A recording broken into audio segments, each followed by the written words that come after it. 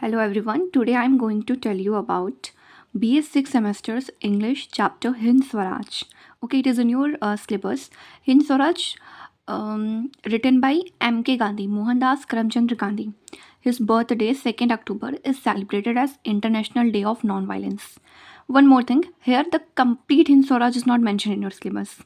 Only passive resistance and education. These two are mentioned. Chapter 17 and 18, that is mentioned in your syllabus.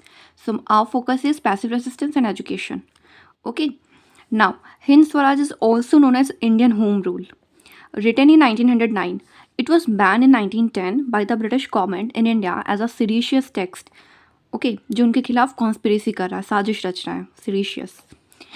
Wrote in his native language. ये उनकी native language Gujarati में लिखा गया, बाद में इसका इंग्लिश ट्रांसलेशन हुआ. It is in the form of a dialogue के फॉर्म में है.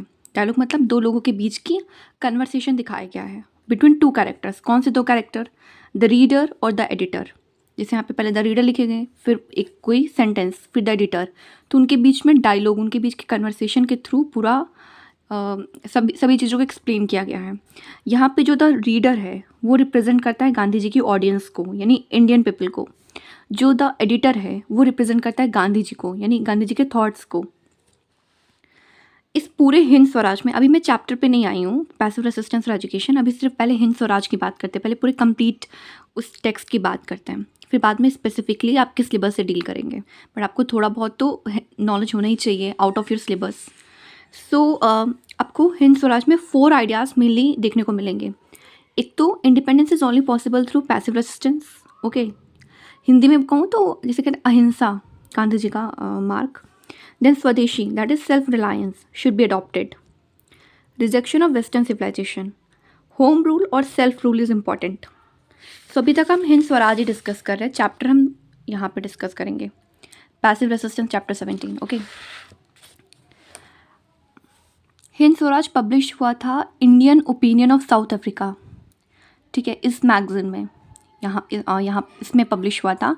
और आपको 3 बेसिक थिंग्स स्वराज की मिलेंगी. Triple S. क्या है वो ट्रिपल एस? एक तो self respect, self realization, self reliance. ये 3 चीज़ें आपको मिलेंगी. इसमें 20 चैप्टर्स हैं. ठीक है, आपके सिलेबस में 2 चैप्टर्स दिए हुए हैं. 20 चैप्टर्स हैं इन स्वराज में. कुछ बहुत इंपॉर्टेंट या बहुत अच्छे कोर्स जो मुझे इस टेक्स्ट में मिले वो मैंने यहाँ पे मेंशन किए हैं. एक तो somewhat English rule without the English man. That is to say they would make India English, and when it become English it will be called not Hindustan but Englistan, and this is not the Swaraj I want. Very wonderful line. Okay, then some other points related to it. One more quotation. The force of love and pity is infinitely greater than the force of arms. So these 2 are जो star से mark हैं, ये 2 quotes हैं जो कि हिंद स्वराज से लिए गए हैं. Hind Swaraj is Gandhi ji is political, philosophical and economic manifesto for the Indian independence movement. Okay, and I think यहाँ पे एक और है, मैंने 3 कोट्स किए थे. 1 2 3. ये स्टार मार्क वाले आपकी कोट्स हैं. Only ethical methods can produce ethical government. So chapter 17 and 18 हम नेक्स्ट वीडियो में डिस्कस करेंगे.